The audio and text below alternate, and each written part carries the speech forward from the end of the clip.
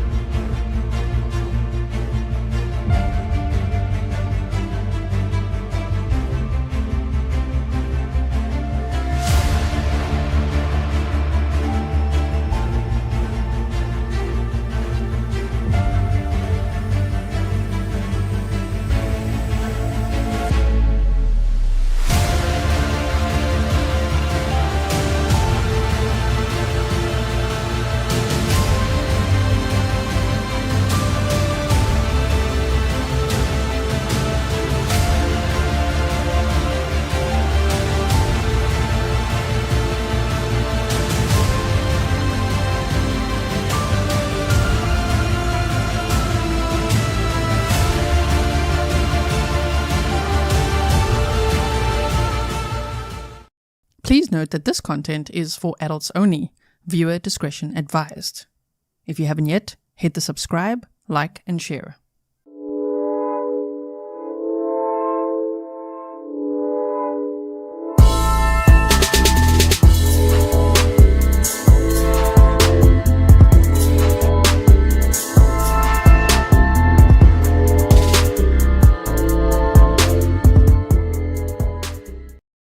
Hello everyone and welcome back to another episode of Grizzly True Crime with me, Grizzly K.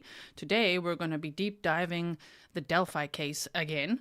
We've done it many times before, so if you've never heard of this case before, please check out the playlist which is in the description box for you, and there you'll find lots of videos. But what I've done is the presentation we went through recently, I've updated it with some of the things that I found in the recently unsealed documents. There were 118 documents that were unsealed, and so I've been working my way through them, and I found some interesting little snippets for you.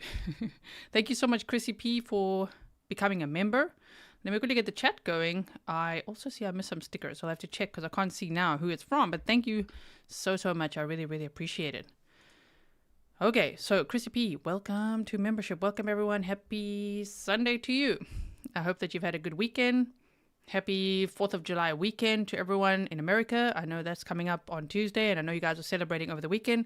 Thank you for spending some time here with me. And if you are from other parts of the world, then just happy weekend to you. And thank you for being here too. Is the sound good? Mic check. Just checking. Okay. So Painting with Pity says, gee, thank you so much for looking through all those docs. It is my pleasure. It is my pleasure. Yes, 118 unsealed documents. Some of it on the boring side, but important. Others are like, whoa, okay, let's have a look at that. Let's do a double take there. Tita, welcome thank you for being a member for 6 months. Sorry, it shows up like that. Thank you for being a member for 6 months. Brit at Heart says, RA, not mental, no remorse either, acting out a tantrum because he's realizing he trashed his life and is not going to be free. It's all about him. It's the poor me syndrome, isn't it? Is that what we're seeing? Because it seems like it, right? Okay, so let me get my presentation ready. Let's take this off for now. We will look at this document because there's little snippets I've highlighted for you. But I first want to show you this. So this will be a little bit of a recap for those of you who are brand new to the channel because we have lots of new subscribers and I'm so grateful.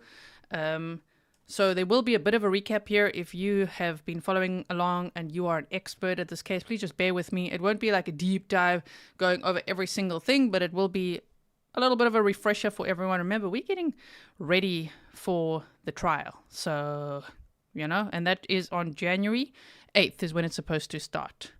Yes. Okay. My sound here is on the max it can be for now. So I think we're good. Yes. I hope so. Okay. So the Delphi murders, did you guys know that it used to be called the Snapchat murders? Some people argue that, like, no, it wasn't. It never was. It was. At some point, right in the beginning, it was called the Snapchat murders. And that's very interesting, thinking of the last person who spoke to one of the victims on Snapchat. So that's interesting. Not that I've ever thought that Kegan Kline, is really involved, although there could be connections. Some kind of CSAM connections, or his dad, or something, people he knows. I find the digital connection very interesting to explore. Joe Ellie says January. Yes, they've set the trial date for January 8th, I believe it is. I looked again today. Let me check my screenshot again. I was just looking at it because I'm like, wait, what? So if you missed that, at the last hearing, they set a trial date for January 8th, 2024, 9 a.m.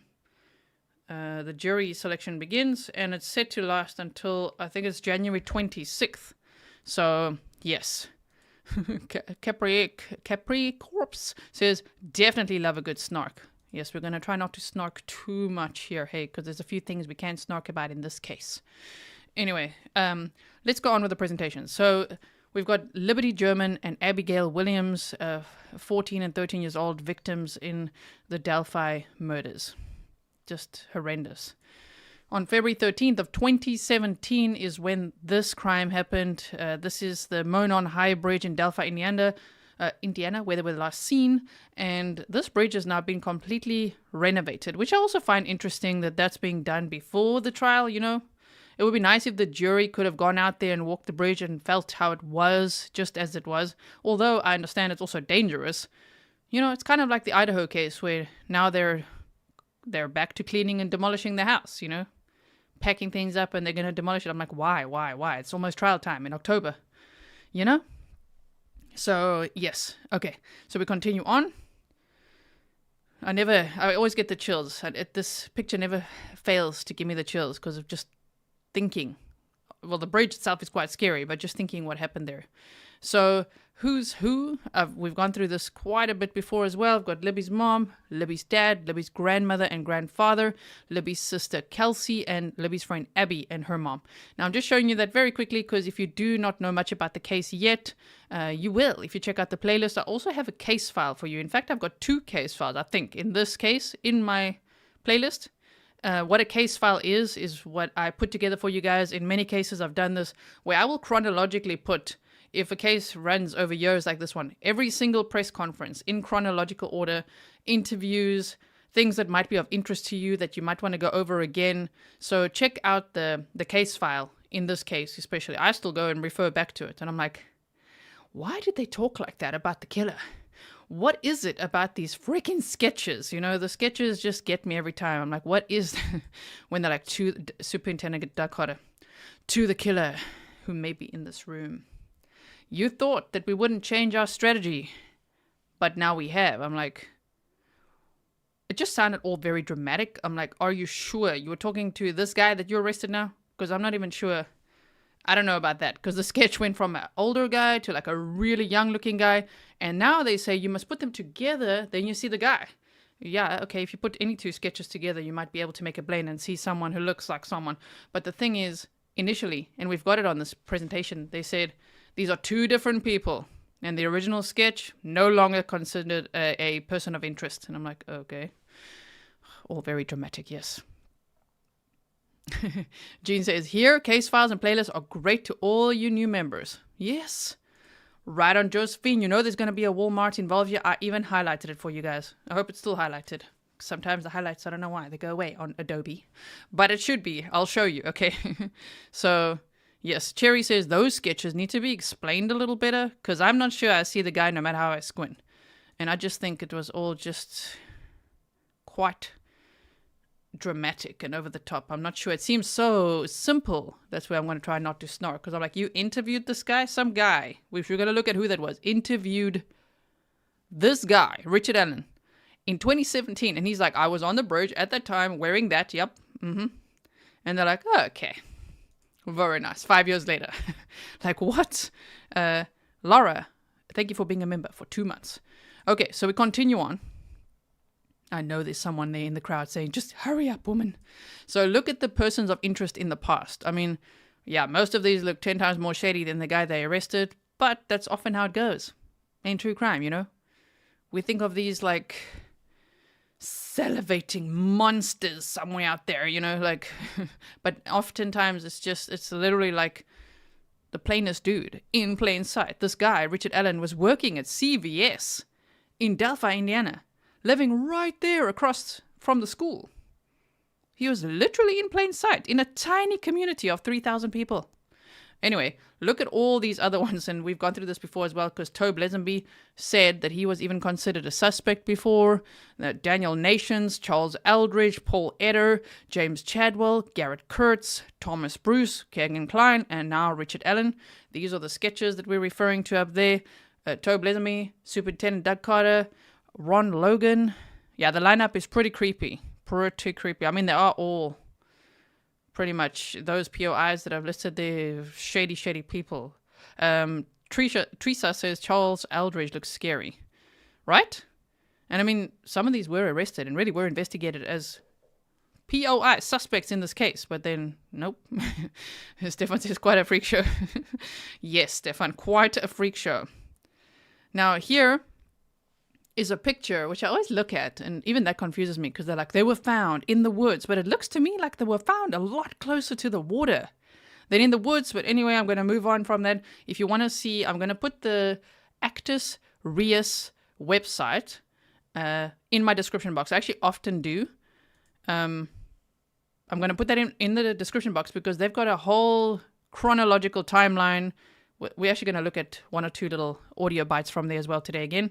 But this picture comes from there, and it was taken by, I think his name was Kyle Keener, a photographer who was there that day, which I also find interesting. Just who was at the search. We don't know everyone, but just the photographer and the photos they took. And it's just quite close to the water where they're looking. Anyway, but at Monon High Bridge, you could see where the little pin is where the girls were nearest to. And then somebody approached them and said, guys, down the hill. And they would have gone down the hill, across the creek, and ended up that side of the creek on Ron Logan's property. So there's that as well. Okay. So, sorry, I'm just looking at what? Yes, Candy Kane says, these poor angels. I mean, what a scary day for them this was. Oh man, it sounds terrible. They were just out there, like exploring, all excited. So here we go. This is, I'm going to try not to be snarky, but I'm like upset about this. So they say, in September, this is a snippet from some of the latest unsealed documents. I've made a whole binder here for you. I will put this entire binder. In fact, I won't put this binder on Patreon. You know why? Because I already put the entire zip file on there. So you guys have all the documents already if you're on Patreon. But they say that in September 2022, while reviewing the evidence in the investigation into the murders of Abigail Williams and Liberty German, investigators discovered an interview that was done with Richard Allen in 2017 by Indiana Conservation Officer Dan Dulin, don't know how to say his name. Dulin is how I'd say it. That in the 2017 interview, Richard Allen admitted being on the trail the day that Abigail Williams and Liberty German went missing. I just mean, like, I really wish this was followed up more. Previously, we saw it, they say something about a clerical error, that why they didn't look into this more. Maybe it got filed elsewhere. Maybe it's because it was from a Indiana conservation officer. But I've looked this dude up, and he's arrested a couple of other people along the way since then. So, I mean, I just mean, in all this time, what bugs me is that they had a video clip, which also then had a picture. There was the soundbite, the guys down the hill. There was what he wore. Everyone's picked apart this picture and the video clip for years. Was there not one time in those 5 years that Dan over here thought, you know, but that's the guy that I spoke to. He looks a lot like the guy that I spoke to. Say it like that, right? He looks so much like that guy I spoke to back then. I wonder if they followed up on it. Oh, man. So, I'm not trying to be too hard on Dan. I'm just like, come on, Delphi. Such a small community, and maybe to their detriment, because everyone's so close, everyone's so connected. You just can't imagine that it's literally someone that works at CVS that's helping print out pictures of the girls. I think for their funeral, was it? Oh, my word. No. This is just quite something. So, this interview in 2017, because for 5 years, everybody's gone round and round just looking for answers. So here, there's no sound on this. It's just a little image that goes. But I'm just showing you again what we had. We had multiple witnesses that explained, you know, that said they saw this guy in blue jeans with the blue jacket and the hoodie, and then someone saw a guy walking muddy and bloody on the way back to the old CPS building, which is interesting in itself. There was a cigarette butt. Okay, so that's what I wanted to show you. is the cigarette butt, just in case you haven't heard it before. So give me 1 second here. Let's go like this. I'll come back to this. But there was a cigarette butt found near the scene that day and girls' undergarments under the bridge. And we know from the probable cause affidavit that the victims were missing one of them, undergarments, and also a sock, things like that. Ashley, thank you for being a member for 2 months. So let me show you this quickly. So now we are at 30 seconds on my presentation. Okay, hold on. It would be this one, not that one. This one. There we go. So this is from the police scanner. You may have heard this before, but this is from that actus-reus.com #Delphi evidence site. Okay, so just listen what the police scanner says here. Maybe I'll have to boost it quickly. Hold on. Yeah. Fire 15, squad 2.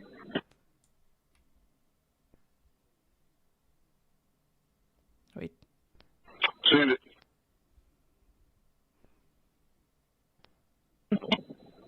Found an item of interest under the railroad bridge. Found an item of interest under the rail bridge. Copy that. Go ahead and describe it to me.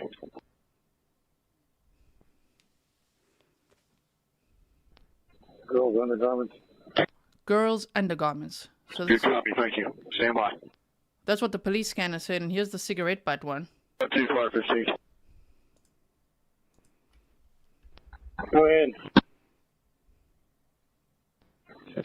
We're on their way with evidence back, so just stand by there. They're on their way. They're coming through the water, by the way.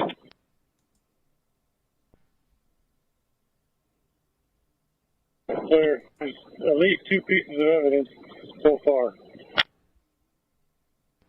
So you found more? What's the second thing you found? Because I'm only sending 1 evidence back. I have a cigarette butt in the water that is less than 2 or 3 days old. Okay, good copy. Which to me means they could have had DNA, is what I'm saying. As well.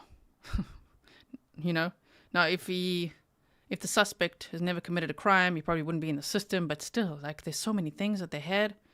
Okay, sorry, I'll go back to where we were at. Yes, so if you've never heard that before, I'm going to link that website so you can go check it out. But we had all of that. There's so much information. But just that one interview was so critical. And one might say, well, in hindsight, obviously hindsight's 2020. You could say, well, how did they miss it? The reason I say it is because of, even on the probable cause affidavit, they say follow-up question. Who were the 3 girls that were on the bridge that day? You see, because that's not the follow-up question. It's more like, who is this man that's dressed exactly the same as the guy we know, well, that we could see on Libby's phone? The guy with the blue jacket and the jeans and that type of height and walking there. Who's that guy? That would be a good follow-up question. Questions are important. If you get asked good questions, you get good answers, right? Digital Dorothy, thank you for being a member for 5 months. So CK says, we never heard of the determined time of death by autopsies, right? Nope, we've never heard of the autopsies either. We've only heard that they were murdered with a sharp instrument. Now they're saying a knife, and they found lots of knives at Richard Allen's house, so there's all of that. Just remember that Richard Allen is innocent until proven guilty in a court of law, but keep in mind that he has now been confessing as well, which I don't know, man, if he's going for some kind of insanity plea. It sounds like it to me, because he's like eating paper and I don't know, just it's it's actually the usual. It seems like a pattern. We saw that with the Golden State Killer as well. We've seen it with people like Harvey Weinstein, and just I can name 100 examples really where they become so fragile, so frail, and just lose their minds. But it's I don't know. I think he's gonna go for the insanity plea at this point of eating paper, really. But then he's normal again after that. They say now it's fine. But apparently he confessed several times to his wife and to his mother. So if you saw my last video, I had read your document where he confessed to his wife several times. She abruptly ended the call. His mental health deteriorated after that. And then he started eating paper and doing all kinds of weird things. And now they say he's recovered since then. So there's that as well. So is MB Inc. in chat? Hello to MB Inc. Nice to see you. If you guys don't know who MB Inc. is, oftentimes him and I will share documents, find them, and he also helps to share useful links for like press conferences and things. So go check him out on YouTube as well. Welcome. He knows a lot about the Delphi case too. So, or if you guys also want to see videos of the scene, I often, if you've been here a few times, you'll know, recommend Who's Your Cold Cases, another YouTube channel, to check out, because he's gone out there with a drone and with a camera and everything to film, especially how the bridge was, because now they've changed everything, right? Kelly Karen says, ask the question, why are the CP Dropbox clients of KK and his dad not being arrested? I know. And my answer to that would be speculatively, because it might include some people that are very important in Delphi. Anyway, so on February 13, 2017 is when this crime occurred. And I'm going to just skip through some of this because most of you will know. You're going to know about most of this. I'm just going to say at 2:13 p.m., Libby records bridge guy walking towards them. There was a total recording of 43 seconds. And then the rest you should know. If not, pause and read or check out my playlist, okay? Because you will know. Thank you, Copper Horse. So on February 14th at 2 p.m., law enforcement held a press conference to announce that 2 bodies were found and they suspect foul play. On February 15th, the bodies were identified and autopsies were complete by noon. At 3 p.m., they announced that they are now investigating a double homicide. You know when at first they're like, no, the community is not at risk. Everything's fine, but really it wasn't. I mean, this killer was free for 5 years. And now they've arrested a suspect. We still don't know if it's definitely him, but you know what I mean. Of course, everyone, all the kids, like, stay at home. Don't go out there to that area. It's dangerous. Okay, so I know they don't want the community to panic, but at the same time, you got to keep people safe, right? So they said, we're seeking the public's help to identify the driver of a vehicle that was parked at the old CPS or DCS welfare building in the city of Delphi that was abandoned on the east side of County Road 300 next to the Hoosier Heartland highways between noon and 5 p.m. on February 13, 2017. So if you're watching this with me now and you've seen this a million times, don't worry, we're not rehashing the same stuff. I've filled in a lot of things and we're going to have a lot of interesting conversations in between. So make sure you like, share, hashtag Delphi, hashtag Abby and Libby, justice for Abby and Libby, and all of those. Okay, you can also use Richard Allen if you want to, and Grizzly True Crime. Johnny Archer, welcome to membership. Okay, now why I've got the pictures there are because on the probable cause affidavit, they talk about Richard Allen having a 2016 Ford Focus, but the witnesses say that they saw either a smart car or a purple PT Cruiser. Or now the police are saying, well, you know, I understand. Believe me, I'm not a car person. So I'd be like, I think it's in South Africa we say bucky. That's like a pickup truck, you know. I think it was some type of a bucky or some type of a SUV or some type of a this or that. I'm not too sure ever of the brand or the this or that. Just cars are not high on my priority list of things in life. Sorry if anyone's disappointed. But my point is, young witnesses may have not known exactly what car that was. So that is why I think, logically, people are saying so many different types of cars, the different witnesses. However, what's very interesting is that the one said a purple PT Cruiser. And, you know, Kegan Kline, if you know the case, his grandmother, I think it's his dad's mother, has a purple PT Cruiser. So that is interesting because everybody's always trying to figure out, are there any links between Kegan Kline and this crime? Do I think they're connected? I think digitally they could be. Because Kegan Kline was the last person to talk to Libby via Snapchat. You know, and he had tried to meet up with girls in the past, even though he denies it. He lies quite a lot. That's an understatement. But he also said that he was waiting at a gas station in a red Jeep while someone else was committing the murders. He's had a few interviews and he says a lot of things. But then in the most recent interview on the Murder Sheet podcast, of which they put the video on YouTube, if you want to check that out, he said, well, I was with my dad all day, so he knows I didn't commit this crime. But when the Murder Sheet podcast tells him, well, your dad's saying that if you, have done wrong to children, because he's accused of a lot, he's got a lot of CSAM charges that he faced, and he's pleading guilty, and he will be sentenced. Wait for it. Where did I write this? July 27th, he's going to be sentenced. Kegan Kline, okay? And he said after his sentence, he'll talk more about Delphi. But when he heard that his dad is saying, well, people who are involved with child abuse cases, they need the death penalty. Kegan Kline then was like, oh, well, I don't know why he'd say that, because have you seen his charges? Have you seen what he's done to children? You see? Then he snapped back a little bit. So that was interesting. It was a little shift in energy because up to now he's been very protective of his dad, like overly, right? Tina Thank you, and you say happy Sunday. Anyway, so the purple PT Cruiser is still of interest to me, especially because they listed it on the probable cause affidavit, although one could explain it away as just witnesses, not knowing which exact car it is, although that's a very specific one. Moving on. So they said, yes, on July 17th, 2017, the initial sketch was released, and then 2 years later, a new sketch and a video clip. Okay, so just little things to keep in mind. So remember, they said they are not the same person. The person depicted in the originally released sketch is not presently a POI in this investigation. The new sketch is representative of the person captured on Libby's phone. They have a youthful appearance but could fall in the age range from their 20s to late 30s. Could look different today if he's grown a moustache or a beard or let his hair grow longer or cut his hair shorter than depicted in the sketch. So there was all of that with the damn sketches. And I'm just like, I want to know, I want to understand in hindsight, were they of importance? Are you still going to arrest other people? If they're still going to arrest other people, that'll make total sense to me. Oh, okay, well then that makes it. But if it's not, then I don't know what the strategy really was.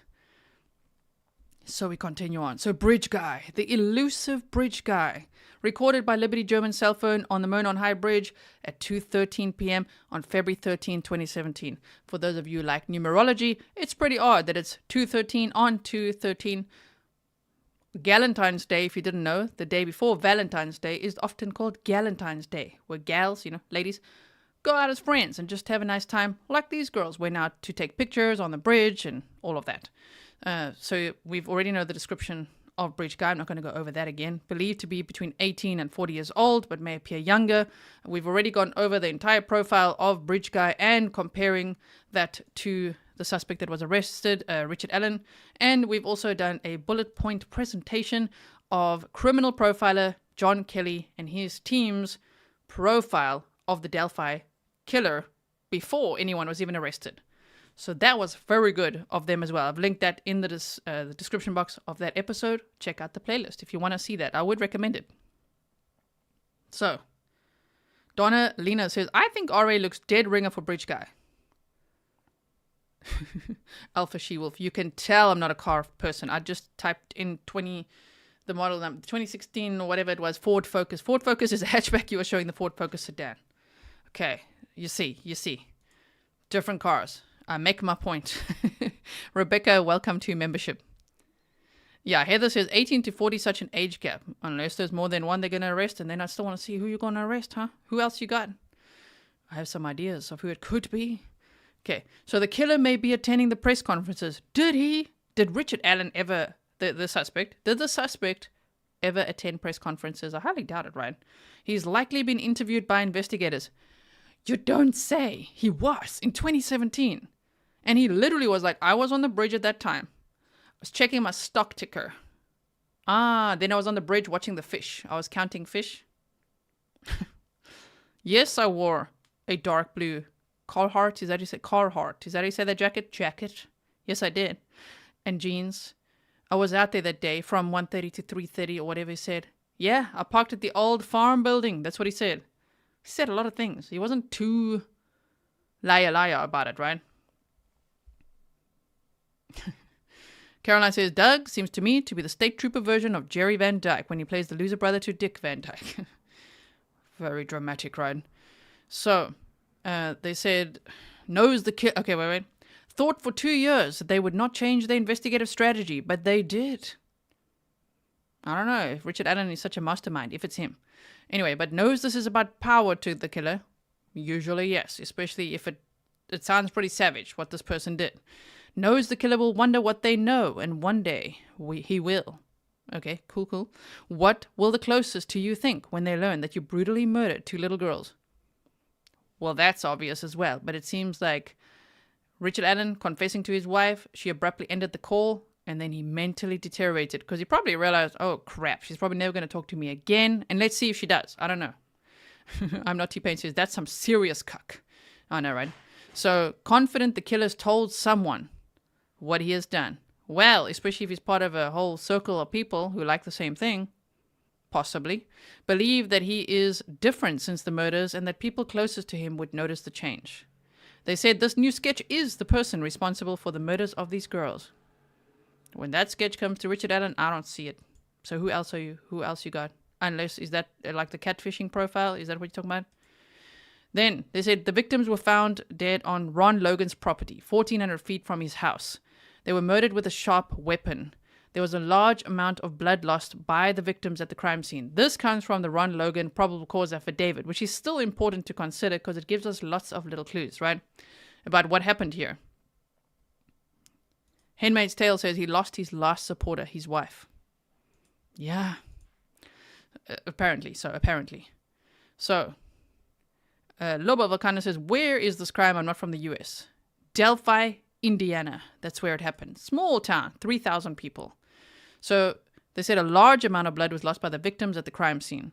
The killer would have likely gotten blood on his person or clothing, and in the probable cause affidavit, which was first sealed as well, then later unsealed, they said that there was a witness that saw a man, dressed also in the jeans and the blue jacket and all that, walking along this country road looking muddy and bloody and like he'd been in a fight. So there's that. They said, killer would have likely gotten blood on his person or clothing. One victim's article of clothing was missing from the scene. That's why I played you that soundbite, because could it be connected? I'm not sure. The girls' bodies were moved and staged. And if you listen to the case file, if you go look there, what's the guy's name? Irving, Rob? Oh man, if you go look there, was he the former prosecutor? It's coming to me, but his interview is very interesting because he talks a lot about the staging and almost like as if the person who committed this is a very calculated serial killer. And that's interesting. We've also looked at episodes in this case of could this be connected to other unsolved murders? So go look at that as well if you are interested in that. Okay. So then this is interesting where they say they suspect the killer took photos or videos of the scene. That is where I think there could be potential connections. And it would depend on these types of circles, like Kegan Kline Googling Sandy Hook bodies. He literally Googled Sandy Hook bodies. How long does DNA last? That's what Kegan Kline Googled when he went to Vegas after these murders took place. So if he's in a circle, speculatively, a crowd, a group of people that really like photos of young people, and they've taken it a notch higher in photos of dead young people, for example. Wow. Normally, Tony Liggett has also said in some of these unsealed documents we'll look at that usually they do find the killers would take photos, as we know, especially if it is a serial killer, almost like trophies. They take photos of their crimes. So they say they suspect the killer took photos or videos of the scene. Now, on the Ron Logan probable cause affidavit, they really were looking for hard drives, telephone, laptop, everything, any kind of electronic device possible that could store all these photos, right? And the same for Richard Allen. And obviously the same for Kegan Kline.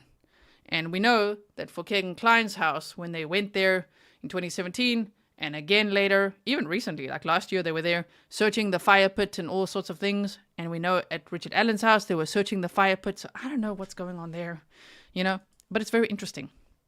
Nonetheless, Amy says, I want to email about a podcast. grizzlytruecrime@gmail.com. Do it. Okay, so then if you guys do want to hear a really good podcast, the Down the Hill podcast is really good in this case. So, moving on, they said this is the victims had no visible struggle, no visible signs of a struggle or a fight. Don't you find that interesting? If they were stabbed? No defense wounds? I find that so weird. Anyway, especially because there's two of them. Unknown fibers and unidentified hairs located from the crime scene. Now remember, there was the speculation, I'm only giggling because of the cat, okay? People were like, it could be the cat, and the cat could have been buried in the fire pit, which is why they searched the fire pit. Well, I don't know, but Exhibit B over here in the unsealed documents is literally Richard Allen holding his dog, and it's just Exhibit B. And I'm like, what the hell is that all about? Is that a Chihuahua, by the way? I'm not sure. I think so. Like, is that something? They say Exhibit B. So could that leave a clue? Did they find any of the dog's hair at the scene? Because if an animal is going to be the smoking gun that will be very interesting. I'm just checking. Janet says, what about the bullet? I thought he had a gun. Yes, he had a 6-hour model P226 gun, and there was that shell casing found there, the bullet. And that is interesting, yes, because he must have brought a knife or some knives along, which is all very hectic. Yeah, just checking there. Mandy says, yes, it's a Chihuahua.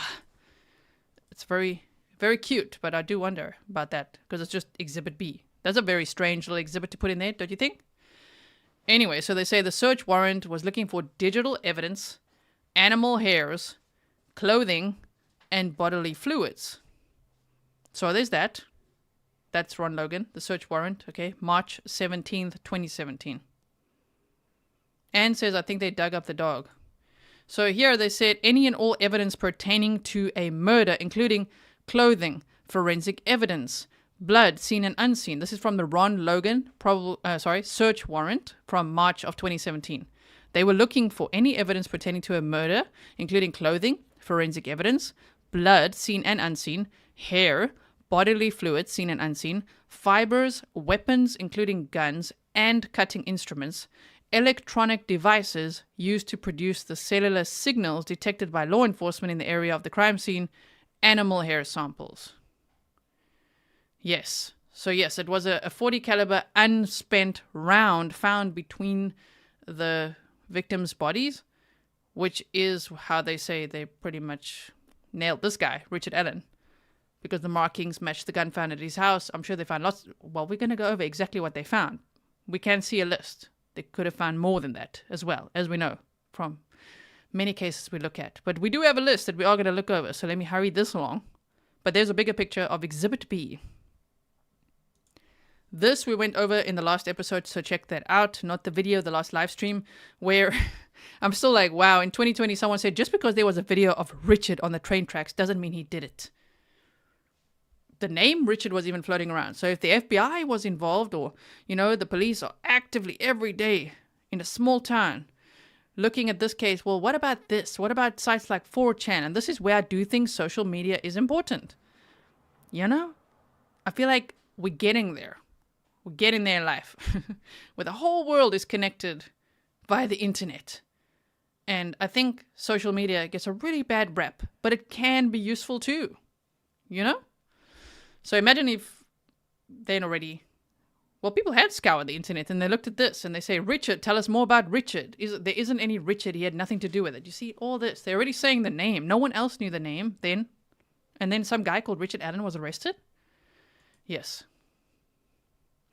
This is the dog's a French bulldog? I'm not sure about that. What? Okay. So Richard Allen's home was searched. We're going to look at that list, okay? On October 13th of 2022 for 12 hours. Law enforcement looked in the flower bed, the shed, and the fire pit. They were seen carrying out a shoebox, dark cloth, a stack of thin books, and a Macy's bag. He was detained at the Carroll County Jail on October 26th and arrested on October 28th, 13 days after the search of his home, and he was charged with 2 counts of murder of Abby Williams and Libby German. The probable cause affidavit was sealed at the prosecutor's request, later unsealed. He pleaded not guilty without the presence of a lawyer. He said he wants to find his own lawyer. Then he wrote a letter to say he didn't realize how expensive this would be, and he wants a public defender, and now he's got his public defenders, Bradley Rossi. And another guy whose name I can't right now remember. Sorry, we're going to look at the documents. Okay, so he was then, on October 28th, transferred, 2022, to the White County Jail, where he was held without bond. And then, on Monday, October 31st, the Indiana State Police held a press conference to announce the arrest of Richard M. Allen in connection with the Delphi murder. So you could check out my sniffle-free episode of that. If you've seen the original, you'll know exactly what I mean when I say that, or if you were there watching with us. So, here is a list of what they found.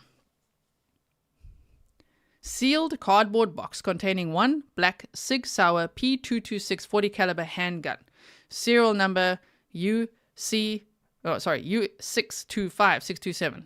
Sealed plastic bag containing 40 caliber S&W cartridge found in wooden keepsake box on a dresser between closets in the master bedroom. So obviously I think they're putting the stuff in the bags, which is why it's in a sealed bag. I don't think it's at his house in a sealed bag, right? They're finding these things at the house and putting it in a bag. So we got that. Stefan is saying sniffle-free episode. C. Chinny said, do you think he planned to do something like this or just happened upon the opportunity? I think he planned, in my opinion. Yes. So then, also, a sealed plastic bag containing one 40 caliber S&W cartridge found inside the Sig Sauer P226 handgun. Sealed plastic bag containing 2 magazines, one filled with 9 40 caliber cartridges and one with 8 40 caliber cartridges. Sealed paper bag containing one black Sig Sauer handgun case containing one trigger lock with 2 keys. Sealed paper bag containing a paper-wrapped wooden weave box containing 2 audio Vox device, 1 silver Motorola flip phone, 1 silver Motorola flip phone, again, different numbers there, 4 car chargers, 3 wall outlet chargers, and a sealed plastic bag containing 1 Lexar compact flash 1 gig memory card. So I just put some examples of the pictures here. Just remember, these are not exact pictures. I'm just trying to make the visual learning experience a little nicer than just a list. So I highlighted 1 gig memory card because, of course, they're very busy looking for electronic evidence, and I do think they would find some, in my opinion. Right? Dog Defender says the sniffle-free version was an epic gift. The original, oh my word, hectic. I wanted to pull my ears off. Thank you, Chief, for always going all in to spare us. It's my pleasure. It's my pleasure. Okay. So that is the first list. We're continuing on. Loba says, again, Motorola flip phones. Yes, we see patterns. Now I'm showing you this picture. This is Tobe Lesenby, the sheriff. And you can see on his locker, on his cupboard here, he's had that picture for a long time on there of Bridge Guy, of the sketch. And then they say that he has an unspent round on his table as well. Now, I'm not saying it is the one, but it's interesting because he just always kept it there with the vision of one day we're going to catch this guy. One day we're going to catch this guy. So I think, if I just fly myself over here quickly, I think it's right over here. I cannot find where I was looking today, but I have so many screenshots, files, documents, just everything on my freaking computer. I just couldn't find that one picture, but I know we've had a close-up before of his desk of him with that one unspent round.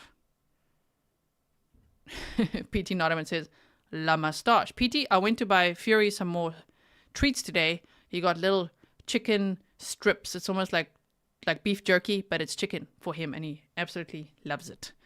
So, yes, we've got that here as well. Tobe Lesenby's office with a vision of catching the guy. Now, let me make this bigger. I'm going to have to. Let's move me over here. Sorry if that makes you dizzy. Hope not. I've also got that actual document. Maybe we could look there. But let me just do this for now. So they say, sealed paper bag containing 1 pair of blue Arizona jeans, size 34-29. And then another pair of blue Arizona jeans. Blue Levi Strauss jeans. Blue Levi Strauss jeans. Winter gray hat with fur-like fibers. Could that be from the Chihuahua? I don't know. Maybe it's just the hat type. A sealed paper bag containing 1 black and red UFC hooded sweatshirt with a full zip. Then a quarter zip George sweatshirt. Then, you see there, a Walmart sweatshirt. I had to put that in, you guys. You know, in every case, there's a Walmart. There we go, Stefan. Stefan is like, Walmart, we knew it's going to show up somewhere. We just knew it, although little Dickie over here, Richard Allen, sorry, he worked at Walmart before. So we didn't have to look far. He did work there before. So a George sweatshirt, Kenneth Cole sweatshirt, Fruit of the Loom sweatshirt, a Starter sweatshirt, a Spider hooded sweatshirt. I think they're looking for all the sweatshirts of what he could have potentially been wearing under all that, right? Then a sealed paper bag containing 1 blue sweatshirt with an old label, a blue Adidas sweatshirt, a brown fitted cap with a small bill, which looks kind of like that, depending on how you look at the picture. Sometimes the picture looks like hair. Sometimes it depends on which frame you're looking at, right? Sometimes it looks like one of those, like a cap with a small bill. All of those, yes. You guys are like, Walmart? Yet again, I don't think that they will ever sponsor this channel, or will they? Imagine that. Sponsored by Walmart. They'll be like, come on, man, stop it, true crime. So all of these sweatshirts, right? Then a sealed paper bag containing one black WRI stocking cap, one black NASCAR Ford racing stocking cap, a black Adidas stocking cap, one red or white or gray or brown Canada stocking cap, a gray and black Adidas skull cap, a gray and white NFL Colt skull cap, a brown Carhartt stocking cap, 2 pairs of gloves and 1 extra glove. Now where's the other one? You see, 2 pairs and 1 extra one. So there's 1 glove missing. Blue fabric strap and 1 blue or green fabric strap. An HP laptop with a serial number. Another HP Pavilion laptop serial number. A plastic bag containing multiple headbands. Don't know what that's about. A cardboard phone box containing miscellaneous cellular information. A Winchester Supreme Elite empty ammo box.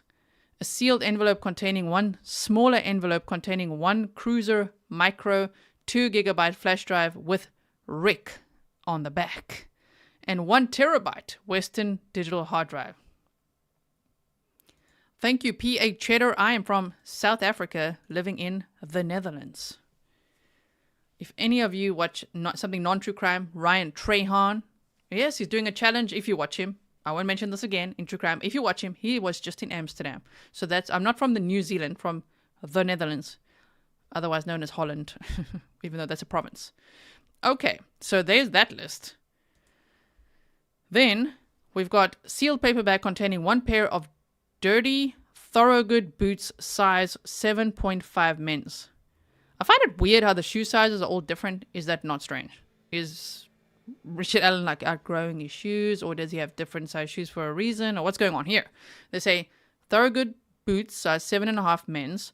Black boots, dirty black boots, size 6.5 regular. A sealed envelope containing 1 silver double-edged knife in a silver metal sheath. A brown, gold, and silver folding knife. This guy collects so many knives. He has more than 12 knives. He's putting Koberger to shame over here with his knife collection.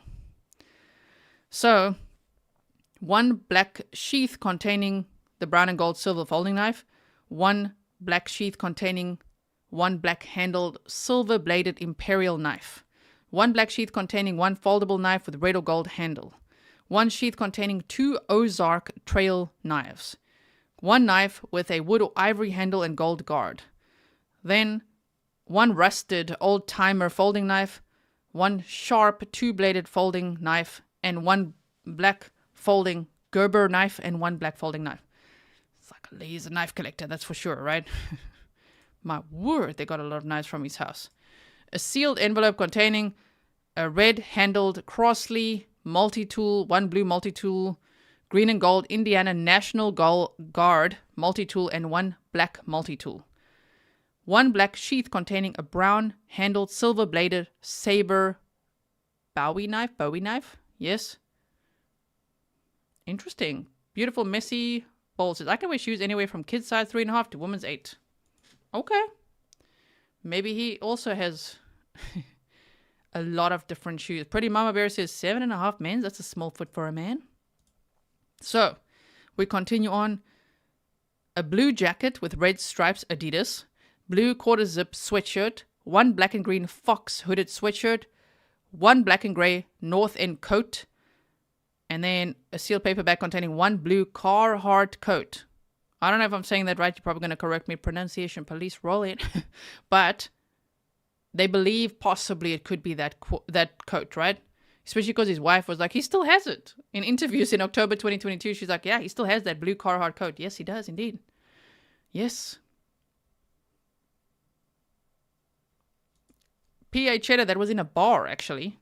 The photo of him with a missing poster on the wall. It's not his kitchen. It was actually in a bar. Where yeah, the sketch was right behind him. Yeah, I remember that. We looked at that. So check out the playlist. So they say 1 pair of Timberland boots, size 8. So now there's a 6.5, 7.5, there's an 8. At least they're kind of in the same range. It makes sense. Different brands, you know. And a sealed paper bag containing 1 pair of blue Arizona jeans. More jeans. Okay. Fragilistic says Richard, aka Dick Allen, otherwise known as Little Dicky, is BG. Some people would beg to differ. Right? There's still lots of opinions floating out there. Molly Cuddle says maybe the headbands are the girls. I mean, maybe he's also he's got a wife and a daughter. Yes. Okay, let me just make this a bit smaller again like this so that we can continue on. Let me see the time. Okay, we're still good. So then. Yes, someone says I wish they would find the BK knife. Oh, we've got more things. We've got more things. There he is. Okay, so I have to move myself over again. Sorry about that. Description of items. A sealed envelope containing one. Now, there's a lot of phones. I think there's 18 phones in total that are counted. Let me just see here. 1, 2, 3, 4, 5, 6, 7, 8, 9, 15, 16, 17, 18 is what I counted. I made little marks in my notebook here. Okay. So, isn't that a lot of phones? I mean, he could have collected it over the years. He could have gotten a new phone. He bought the gun in 2001. So maybe, he's had phones for years. So maybe it's not that much. Let me know what you think. But anyway, a Samsung phone in a floral case, a miniature katana with a red tassel, a black sheath, and one Rapala fillet knife from the garage, a black sheath, and one of the best defense knives from the garage, a black external hard drive and cord, one smaller envelope containing one black iPod, a smaller envelope containing one 32 megabyte SD card. You see, they're looking at they're seizing these things, right? SD cards, right? Miss Wales like, what? Who's got 18 phones? 18 phones in his house that they seized here, and lots of SD cards. So you can see those SD cards there. One black sheath with an animal imprinted on the front, and one large wooden handled knife with a rusted blade from the garage. A sealed paper bag containing 5 miscellaneous vehicle chargers, 9 miscellaneous wall outlet chargers, miscellaneous phone accessories, an HP laptop charger, 2 pagers, 1 black, 1 blue, 3 Motorola and 1 LG flip phones, and then 1 LG Verizon smartphone, 1 cardboard box containing 1 LG Verizon side slide smartphone, 1 Motorola Verizon smartphone. You see all these phones? Then 3 older cell phones, 1 AudioVox, 1 Nokia, and 1 Motorola. 1 cardboard box containing 1 Nokia. So it's all these little boxes as well. And remember, they were digging next to the shed. They literally dug outside.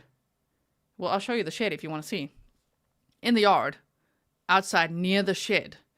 Because there were witnesses there that were talking on their podcast, which I believe was Down the Hill, the podcast,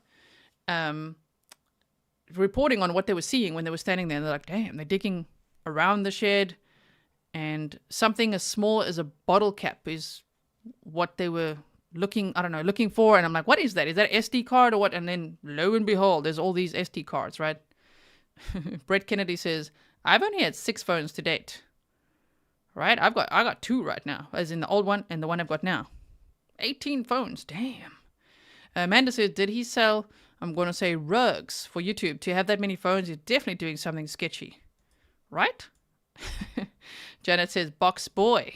Yeah, this one's definitely box boy, knife collector, SD card collector, and all of that. So he might even have more phones than Kegan Klein. And no one thought anyone could. I know it looks pretty weird that he's right behind me here. I'm very, very sorry. I'll just quickly read this list. You'll be like, behind you. Let's just quickly read this list. Then I'll move myself over again. So, where were we? Motorola LG flip phones, LG Verizon smartphone, a cardboard box containing the LG Verizon side slide smartphone, Motorola Verizon smartphone, 3 older cell phones, 1 AudioVox, 1 Nokia, 1 Motorola, a Twist cell phone and documents, a cardboard Garmin box containing 1 Garmin Street Pilot C340 device, 2 cords and documentation, a plastic bag containing a custom vehicle operations motorcycle, a sealed manila envelope containing a black Pixel 3A XL cell phone, a black Samsung Galaxy, also all different brands and types, right? Sealed paper bag, sealed by Steve Mullen, containing 1 Aquafina water bottle. Like, what they want the water bottle for? Is that for the DNA or what? Then they got sealed manila envelope containing a silver LG singular wireless flip phone. Okay, now I can move myself over because even I'm feeling weird over here. description over here says a sealed envelope containing a cutting of a carpeted area underneath the spare tire of the Ford Focus. Yes, Cherry, he's staring at the back of my head in a not very friendly way. So many phones, right? Sealed envelope containing 2 plastic wrappers containing 1 swab from a driver lap belt and 1 swab of the driver's shoulder belt of the Ford Focus. Sealed envelope containing 2 plastic wrappers containing 2 swabs from the passenger side carpeted floorboards. So even all this time later, of course, testing the DNA in the vehicle as well. I know some people that might have 10 or more phones. They keep the old phones when they get new ones, especially if it's a biggish family, huh? So, but that is a lot of phones. So here is just the picture that I showed you that Tobe Lesenby had in his office, like this. Here is just a picture of Richard Allen from behind, if you want to see how he stands. People were comparing how he stands, how he walks, and all that. Delphi, Indiana, small town with posters everywhere. He was literally in plain sight. And that's just a screenshot from a little video that his wife took that was on Facebook. Which I think she deleted a lot of things on Facebook, right? So, is there a CSAM connection? Is my question. I'm going to speculate the probability is quite high, in my opinion. So, remember that Kagan went to Las Vegas shortly after the murders where he was researching Delphi news and murder news. He was researching how long does DNA last? Can law enforcement trace your IP address, etc. He researched Sandy Hook bodies. Now, why would he research how long does DNA last? It could really be that he was scared that if someone else did it, he's the last person who spoke to Libby. So if that DNA doesn't last long, is what he's thinking, then what if they think it's him because he was the last person that spoke to Libby, right? So that could be why he's looking at that. That's one reason. We could look at this in many different ways. I mean, Sandy Hook bodies, bro. We already know this guy has faced so many, like 30 CSAM, child sexual abuse materials, charges. And they dropped about 7, and he was going to plead guilty. Then on the day, he's like, nope, changed my mind. He went back to jail. Then he said, okay, he's going to plead guilty again. He's changed his mind again. So now his sentencing is set for July 27th, 2023. And the reason I'm excited for that is, one, because, yeah, he needs to be sentenced. And I think he's going to get quite a lot of time, right? A lot. We're going to look at another guy that wrote a letter to Richard Allen, and he got 40 years. So, there's that. But also because he told the Murder Sheet podcast that once he's sentenced, he's ready to talk more about Delphi and stuff that he knows. So we've got to take it with a pinch of salt, a pathological liar from what we can gather. He lies a lot and embellishes a lot. So anyway, but it will nonetheless be interesting to hear what does he have to say about Delphi. What does he know? Or why was he talking to Libby? What was the plan? Was he supposed to meet up with her that day? What went wrong? All of that. Janice says, Google's gonna get you. So Kagan allegedly told law enforcement that he was waiting in a red Jeep while someone else committed the murders. The rumor is that Richard Allen's dad had a red Jeep. And the rumor is that they searched the fire pit at Tony or Kagan Klein's home, and that they recently searched the fire pit at Richard Allen's home. And Richard Allen is said to have lived in Peru, Indiana in the past. Which then Kagan's like, why would I know him? I would have been 10 years old. Don't worry about you, bro, but your dad, though. Does your dad know him? Were they buddies? You know? So, Phantom says 20 plus, and Bobby Swain says 30 to 50 years.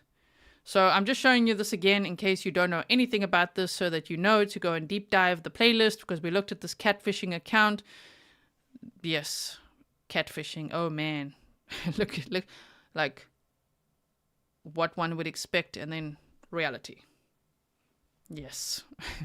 So he was using this model, who's now a police officer, using his pictures to catfish young girls. He created the Anthony Shots profile. Why was this ever connected to the Delphi case? Is because the police said you can submit tips to that Abby and Libby tips at CACOSHRF.com tip line if you know anything about this profile, if you've ever communicated with the profile. And they named a whole bunch of platforms as well. That is why. Because a lot of people say, why in the first place did anyone connect this guy with the Delphi case? That's why. They connected him to the tip line. So, I'm not T-Pain says, that is completely a catfish. 100% perfect example of a catfish. I know, right? So, have a look at that if you haven't yet. Now, who's Richard Allen?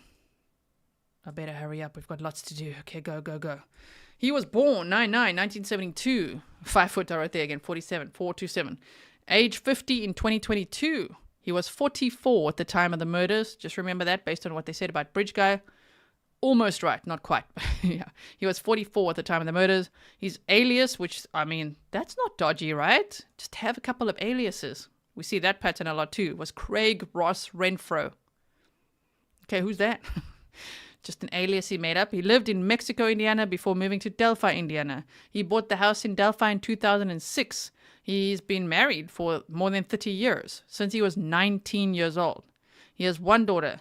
He lives in Delphi. Well, now he's in jail. Okay, but anyway, still in Delphi, but in jail. Lives in Delphi, works at the CVS as a pharmacy technician. He got his pharmacy technician license in 2018. His friends or family call him Rick or Ricky. He lives in a 3-bed, 2-bath home, 1.7 miles, not far from Monon High Bridge, and 0.34 miles from the Delphi Community High School. And he's got a 2010 or 2011 Ford Focus. And he was arrested October 28th, 2022. He's the only person who's been arrested in this case, I would say so far. It seems like they're not arresting anyone else, but yet we don't know. Kegan Kline was also saying in that video posted 9 days ago on the Murder Sheet podcast that they told him in 2020 for sure there's more people involved. So even that was interesting because we kind of all feel it, I think. And he's like, they told me for sure. That's why they grilled him for so much information, right? Neighbors report that law enforcement was digging in his backyard in the week leading up to his arrest. So there's that as well. Okay. So if you want to know, how could his wife not have known? Did she know? We've done all of that. Again, we've really done deep dives on this case. So go check out the playlist. Some of it you might be interested in watching again. He was initially booked into the Carroll County Jail, but was then moved to the White County Sheriff's Department in Monticello, Indiana. Previous infractions, again, the huge we see.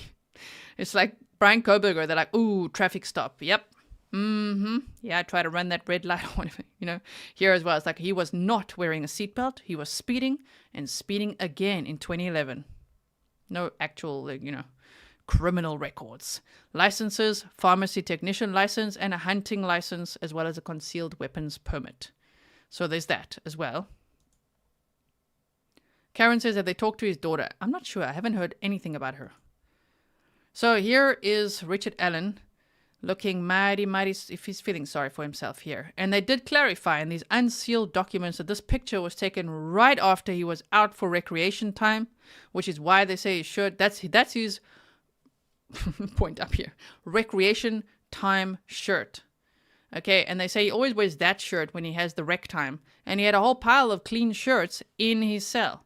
So they say that his attorneys took this picture to get us all to feel sorry for him. And I think it worked a little bit. We were all like, shame, this guy's losing his mind. He looks terrible. They said they are treating him like a prisoner of war. And they want him to be moved. So the judge did say he can be moved. But yeah, this picture right here looking all like, I'm so fragile. It's just like, right.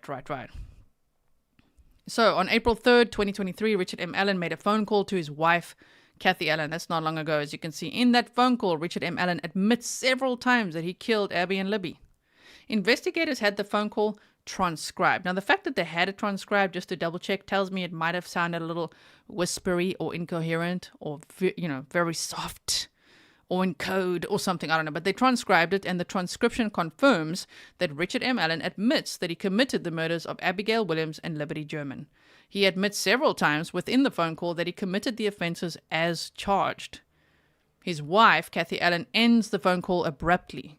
Soon after, attorneys for Richard M. Allen filed an emergency motion to modify the safekeeping order. In that motion, the defense states that Richard M. Allen's mental state has declined because the Westville Correctional Facility is unfit and that he should be moved. The defense also makes allegations that his mental health has declined to the point where Richard M. Allen has been deprived of his constitutional right to assist in his defense in this case. Further, the defense alleges that his mental capacity has declined because of his incarceration at Westville Correctional Facility. Now, they've come back with an answer to this and said, no, it hasn't declined because of the facility. It's because of the crime that he says he committed. Yes. So, we'll look through some of that. And then they say the defense has also challenged that his treatment is unconstitutional. Soon after, investigators were made aware by the warden of Westville Correctional Facility that Richard M. Allen began to act strangely. He was wetting down paperwork he had gotten from his attorneys and eating it. He was refusing to eat and refusing to sleep. Well, one would think you're quite full after eating all the documents. So here at Grizzly True Crime, we love documents, but we do not eat them, okay? Gene says, wah, wah, wah. Yeah, exactly. The baby boy is feeling very sorry for himself. And for a moment, he got us to feel a little bit like shame. This poor dude, is he okay? Like, this needs to be a fair trial. Is he going to make it? Is he okay? Is he going to lose his mind? Oh, my word. So they say he would go days on end, refusing to sleep. He further broke the tablet that he used for text messages and phone calls. See, that sounds like first world problems to me. You broke the tablet? I'm from South Africa. I don't know if they get tablets in there, man. In jail. How many other inmates all over the world be like, You broke your tablet that you used for text messages and calls? Like, you got a tablet? Anyway, he went from making up to 2 phone calls a day as of April 3rd, 2023, to not making any phone calls at all. To date, Richard M. Allen still has not made a phone call since April 3rd, 2023. Okay. On April 14th, he was evaluated by 2 psychiatrists and 1 psychologist to discuss his tone and behavior and whether or not there was a need for involuntary medication. And what did they find? They also would discuss moving him to a different facility that has a psychiatric unit. From that meeting, it was determined that Richard M. Allen did not need involuntary medication and that he did not need to be moved to another facility. Do we have another client for Dr. Lewis? I think so. It seems so. If you don't know who Dr. Lewis is, you need to look at the Letitia Stach trial, okay? The playlist is all there for you. Because, man, it sounds about right now, where it's like very dramatic. Moving on. So they say since that meeting, Richard M. Allen has begun to eat again and he's begun to sleep. His behavior has begun to return to what it was prior to making the admission on April 3rd, 2023. Again, I say, oh, so you're going for the insanity plea, are you? Is that what you're doing? Or did you just crack a little bit because you told your wife, huh? And now you're like, oh, crap. She's probably never going to talk to me again. Okay, heartbreak. We'll get it, but damn. So this is how he's looking lately. Apparently in the documents they say healthy male. They're like, his BMI, it's incredible now. He wasn't healthy when he arrived. Now he is. So they say he's gotten a lot healthier. Karen Broderick, thank you for your £3 super sticker. Really appreciate it. T-Tree says, realsies, the dog ate my homework. JW says there's no nutritional value in paper. They need to remind him of that because he's losing weight and he's eating paper. So, yes, I do think it could be the lawyers saying, shame our poor client, but what's it going to help if they move him again? This guy's been moved a lot already. What's it going to help? Anyway, so Robert Paul Baston has written a letter to say, yes, he is being abused. And trust me, you do not want to deep dive what this guy's done. I did it, and then I was disturbed. I'm like, oh no, did I really have to read that? The document is out there. So we're not going to read through that document. But of course, his bestie's going to stand up for him. Bestie does the same kind of crap as him. It's all the CSAM circles. All of these crimes against children. So I've got a little snippet up there of this guy who wrote the letter, and we're going to look at the letter, okay? I'm just showing you here. This is to show you, he said, respectfully submitted and sincerely, Robert P. Baston,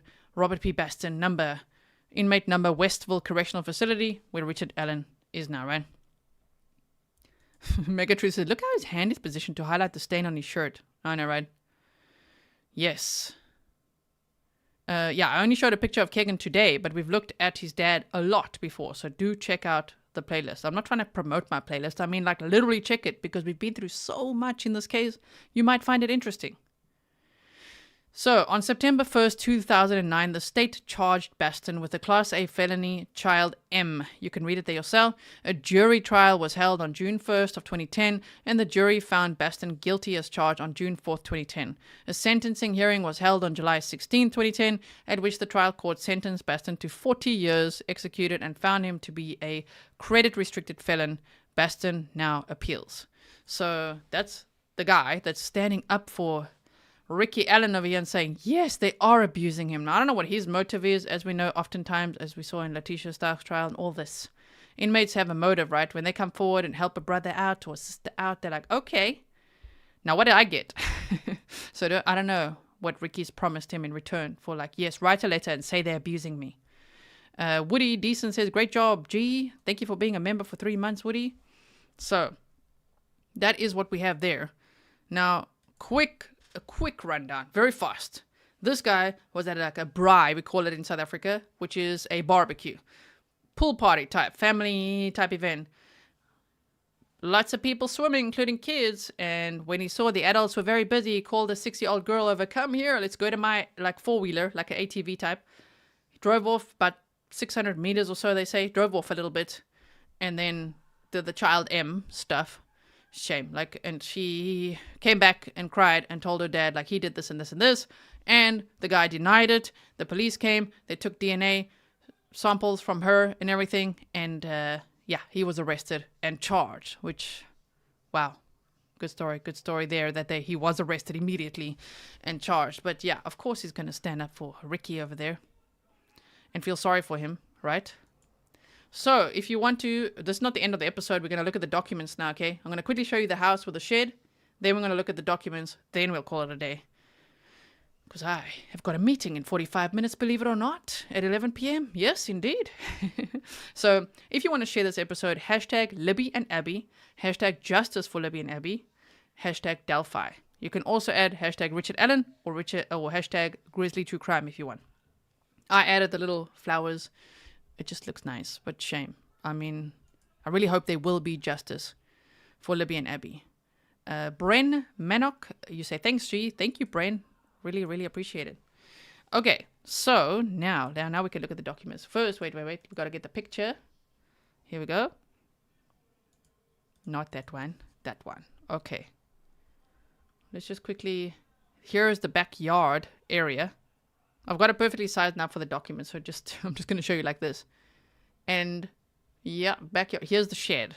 So this is what I was talking about, where they were digging all around the shed. This, I would say, is his man cave. Here's Richard Allen's man cave, and they were digging all around here. And got out shoe boxes and thin books and all sorts of things. Yes. Okay. So you've seen the house a little bit. We've looked at it before, so I'm just showing you quickly again, just to remind you. Now, let's get the document, which is this one. All right. Just give me 1 second. I'm just going to drink some water quickly.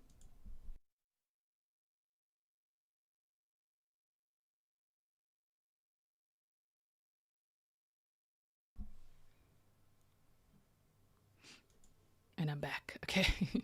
So, what I've got here is a binder I've made, put together a lot of documents. So I'm going to go through it quickly because we don't have time to read through all of it. But I did read through the whole probable cause affidavit before. I've also read through the entire document in a video and a live stream recently. So check that out as well. Lisa Swanson says, thank you. Thanks, G, for your hard work. Thank you for being a member for 20 months. Oh, my goodness. That's amazing. Thank you. So when I say I've read through everything, recently the probable cause affidavit again, as well as the new information of Richard Allen confessing to his wife. Now, what I've done in this binder, which is, I opened 118 unsealed documents, okay? I went through every single one. I took the most important ones. There were ones that I was like, okay, we don't need to see that, don't need to see that, don't need it. But I've got all of them in a zip file on Patreon. So if you do want documents and things, I always put them on Patreon if you do want to see that. I also put bloopers on Patreon today if you're interested in seeing me screw up a lot of times when I'm recording videos for you, which people find quite funny. So anyway, so I'm not going to read through all that now. Also, it's amazing to me how they just released all these documents without keeping the names redacted of the witnesses because they were so careful before of the witnesses who were minors.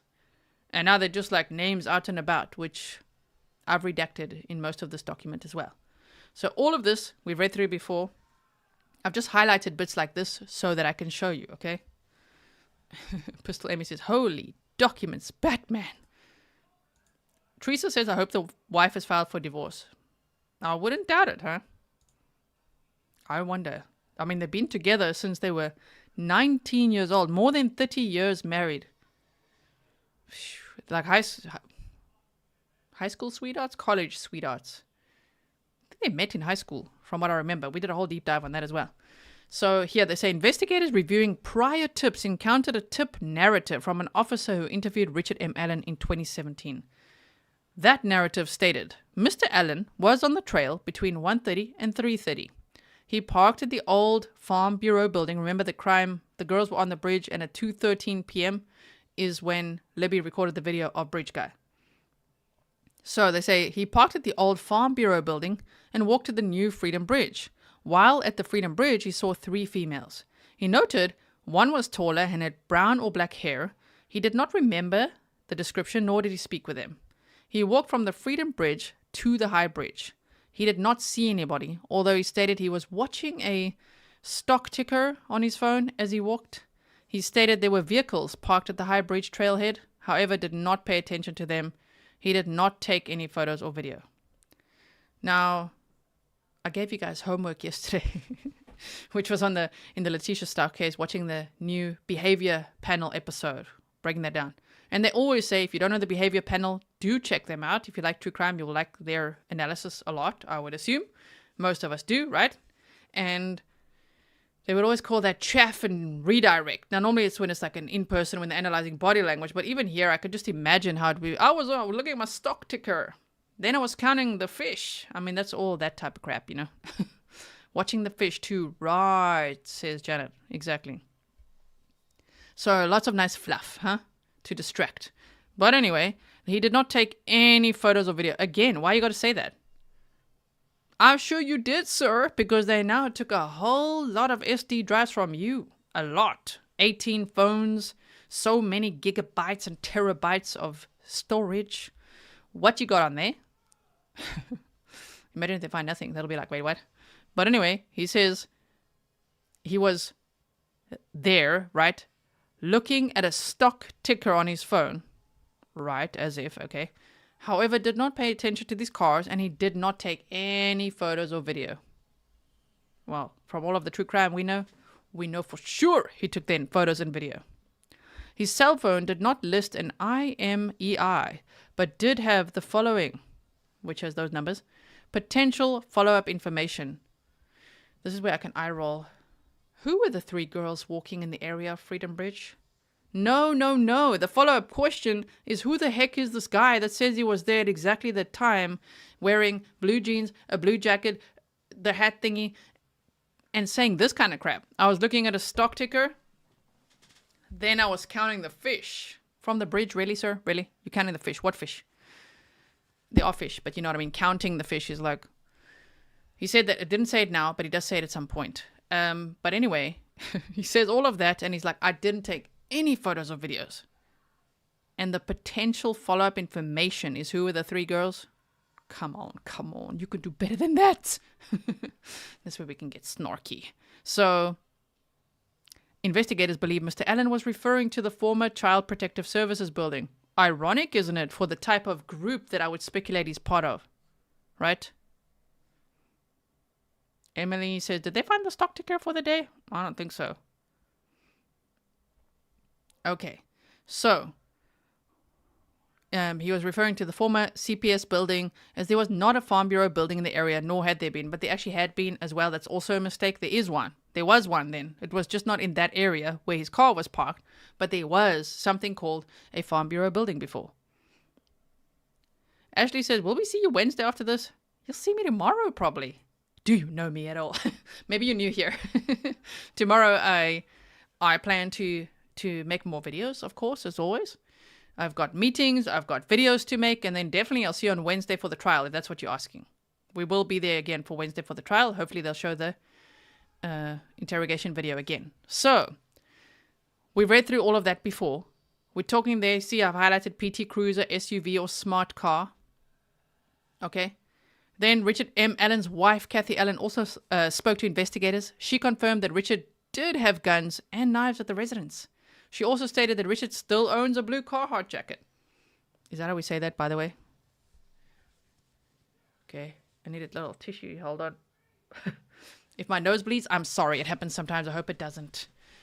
You guys will tell me. I'm looking. Okay. Moving on. So, I just mean they were so forthcoming with the information. Like, yeah, he was there that day. He's like, I was there doing this and this and this, wearing that and that and that. And his wife's like, yep, he has guns, knives, and the blue jacket.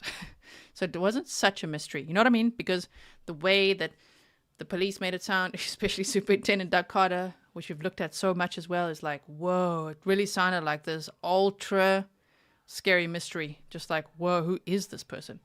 So, yes, we know about all of that. Let's continue on. I'm just going to go to some highlighted parts here. Stand by. There we go. In September of 2022, while reviewing the evidence in the investigation into the murders of Abigail Williams and Liberty German, investigators discovered an interview that was done with Richard Allen in 2017 by Indiana Conservation Officer Dan Dulin. That in the 2017 interview, Richard Allen admitted to being on the trail the day that Abigail Williams and Liberty German went missing. That he stated he was on the trail between 1:30 and 3:30, and that while he was on the trail, he was using his phone. Again, we were talking about phone pings. He said he was using his phone. There couldn't have been thousands of people out there that day. Look into the phone pings, right? That on October 13th, 2022, investigators invited Richard Allen and his wife Kathy Allen to speak to them and follow up on that interview done in 2017. That both Richard Allen and Kathy Allen came to the interview on their own on October 13th, 2022, but were not under arrest and were free to leave the interview at any time. That investigators learned of those interviews, that Richard Allen reaffirmed that he was in fact on the trails that day that Abigail Williams and Liberty German went missing, and further admitted to being on the high bridge. That he also told investigators that he was wearing blue jeans and a blue or black Carhartt jacket with a hood, and that he was wearing a head covering. You see what I'm saying? This guy didn't hide the info. He might have been thinking for 5 years, like, damn, they're really not, I'm like right here, I'm right here. Like in plain sight. Anyway, that further, Richard stated that he did own guns and that the guns were in his home. That investigators learned from Kathy that Richard Allen still had guns and knives in the home, along with a blue Carhartt jacket. The investigators believed a firearm was involved in the abduction and murder of Abigail Williams and Liberty German because an unspent .40 caliber round was found between the bodies of Abigail Williams and Liberty German. That investigators believed a knife was used in the murder of Abigail Williams and Liberty German. That the clothes that Richard Allen described wearing the day that he was on the trails matched the description of the man seen on the bridge from the video taken by Liberty German's phone. That it was also gathered that Richard Allen still possessed the firearms, knives, and the clothing, and said items were in his house. That based on this information, investigators prepared a probable cause affidavit with a search warrant for the home of Richard Allen. That the probable cause affidavit covers all the information that law enforcement had gathered in the investigation up until October 13th, 2022. And then we know they applied for the search warrant, they went in there, they found a lot of stuff, as we just read through. Really? Georgia Jake says the cop, let me just look at this. The cop that did the interview is now the fire chief. Really? Please can you send me an email with that information? And then there's the unsolved Flora case. The Flora 4, the fire there, and all of that. I mean, that's a lot. That's very interesting. What do you guys think of that? Give me 1 second. Okay. Carrying on. So, I'm not going to go over all of that again. We've gone through it many times. Yes, he was a park, they said the conservation officer, right? We're going up. Indiana Conservation Officer, Dan Dulin. Indiana Conservation Officer. Dreamweaver said the video on the bridge was very hard to see. It was. It was, yes. Okay, I'm going to scroll down. They said the state believes that the affidavit establishes the items to be seized were in the residence by statements made by Richard Allen and his wife, Kathy Allen. If people wonder, how did they even think that there would be things to search for? Well, because of their statements, right? Elizabeth K says, is fish a euphemism? Could be. The state believes that the affidavit establishes the items to be seized were in the residence, as they said, that the evidence was gathered in 2017 was reaffirmed by the interview done with Richard Allen and his wife, Kathy Allen, on October 13, 2022. And investigators believed at that time that they had enough probable cause to apply for a search warrant. Investigators also believed that if they did not execute a search warrant on the residence immediately. Now, this I find weird because it was like more than 5 years later. But they're like, if they didn't execute it immediately, there was a danger that the defendant would destroy crucial evidence in the investigation. The investigators believed, through their training and experience, believed there was a real chance that the defendant would destroy evidence once he knew he was a suspect in the crime. Do you think he would have? I just mean for 5 years he didn't. And yeah, he wasn't a suspect for a very long time. But I just wonder if he would have, because he was so forthcoming with the information. I'm like, yeah, it's right there. Like, you can literally have the wife. His wife's like, he's still got the blue jacket. Mm-hmm. Wow, that is so insane to me. CK says, yes, it's true. He is the fire chief. Those players just switch positions in Delphi and Flora. It's crazy no one else wants to work in local government there. And that's pretty sketch, actually, if you think of the Flora case as well. Lorna Dune says a wife cannot be forced to testify against her husband. Maybe she's staying married until after the trial. She does not have to go through the trauma. That's true as well. Maybe that as well. So, search warrant. This is what we went through. Okay, we went through all of these items, but here to highlight, Detective Liggett believes that evidence in the form of handguns, .40 caliber ammunition, knives, a blue sweatshirt or jackets, black sweatshirts or jackets, clothing, electronic devices, and a cell phone with that number, and any other cell phone used by Richard M. Allen will be located on the property. The affiant states the following in support of said warrant. And see, they did find a lot of that. They did. So, remember one of the witnesses said that they saw a man dressed in blue, in all dark blue, and another witness said they saw a man dressed all in black. So that is also interesting that they're looking for blue sweatshirts, jackets, and black sweatshirts or jackets. Like, did he have other clothing under there? Possibly, yes, possibly, very likely. Or is there more than one person involved? Was the other person wearing all black? We just don't know. Scorpio, Mercury Mom says, can't wait to hear the confession call recording. I know, right? I wonder if we'll be able to hear it, if they had to transcribe it. Can't wait to either hear it or see the transcriptions, yes. Because we don't know how he said it yet at all. Rosebud said, do you think he was monitoring the girls' social media and knew they would be there? I personally think so. But I mean, maybe it really was just random because he was already on the bridge, according to one of the witnesses, hanging around there, kind of waiting. You know? So it's not like they went to the bridge first. That's how we picture it, right? That the girls were on the bridge and then here he came. Some of the witnesses listed here say that they saw him on platform 1 on the bridge, and that's apparently when he's like looking at his stock ticker or counting fish. Mimi Muti, thank you for your Swiss franc. Thank you so much. That's true as well. Flora fire investigator, a female, died in a house fire. Weird coincidence, says Kelly Cameron. The Flora mystery is a big mystery as well. I've done the Flora 4 case coverage a lot as well, so check out that. It's also on the Delphi playlist, and I believe it has a playlist of its own too. And we've had Copfax, Perry Freeman on, the Real Gone Gonzo discussing the case as well. So yeah, that one.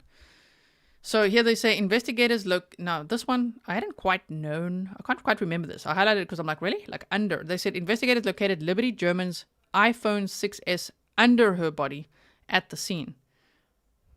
It makes you think of Koberger Elite, right? Now that's her phone. But you know, with the Idaho case, when they're like the knife sheath under Maddie's body, and it's like, wait, what? But here as well, her phone, because we thought her phone, maybe she chucked it somewhere or lost it running or something, because would he not know that she would have maybe recorded anything?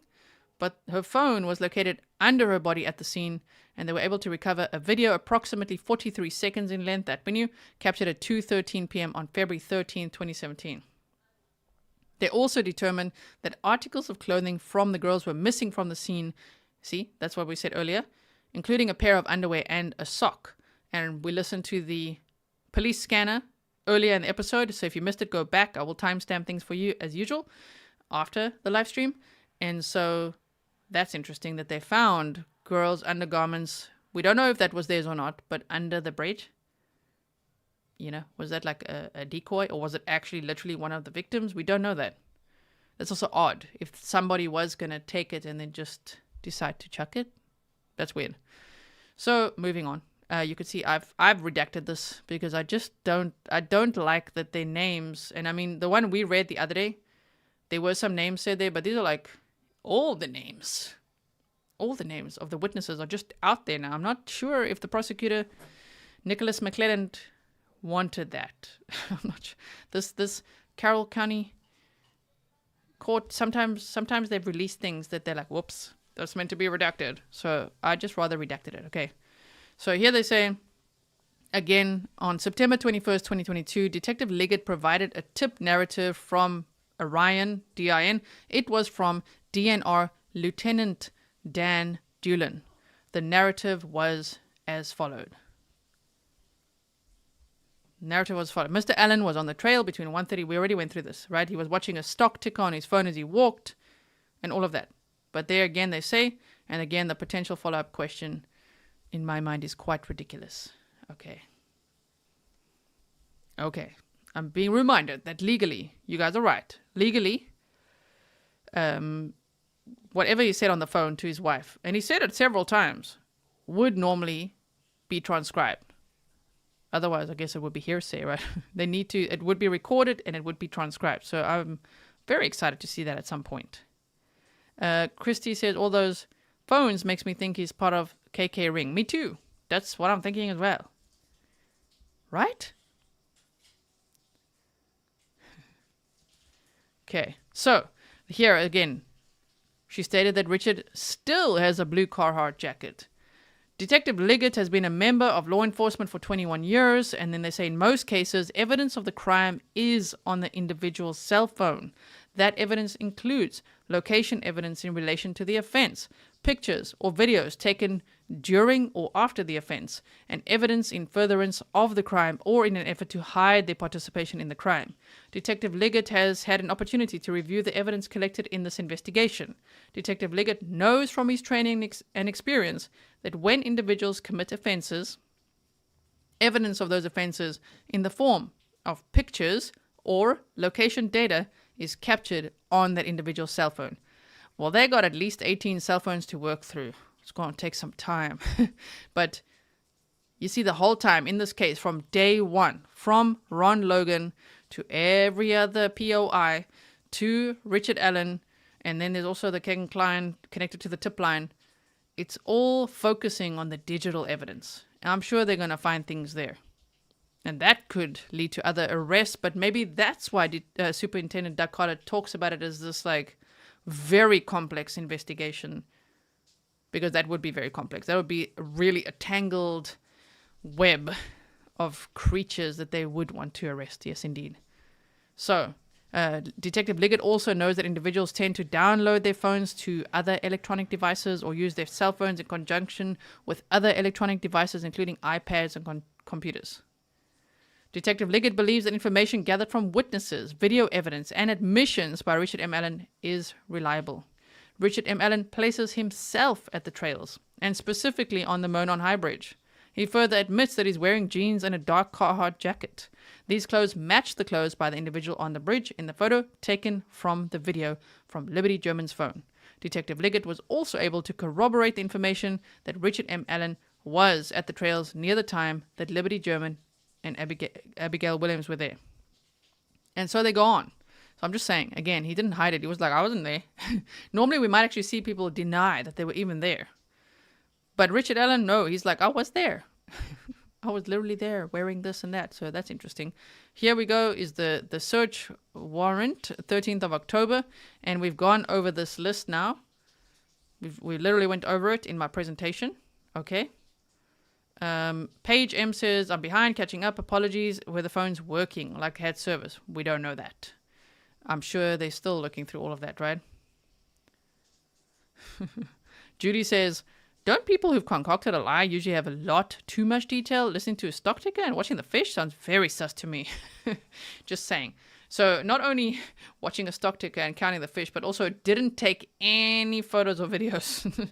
To me, that one is the most damning of like, why do you have to even add that? Why do you have to say what you didn't do? Very odd.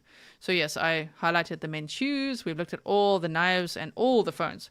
So many knives, so many phones that he had collected, so many hard drives. And they're going to be analyzing all of that. I'm sure now they've got their work cut out for them. I was looking at this. It confused me for a second. Pre-omnibus order. This is about something else. So I'm just going to skip that for now until I understand that better. But because I don't want to confuse you either, the trial is still set according to the website, the My Cases one, for January 8th, 2024 for Richard Allen. Whether that's going to happen then or not, or have any more delays, I'm not sure. I hope it happens then.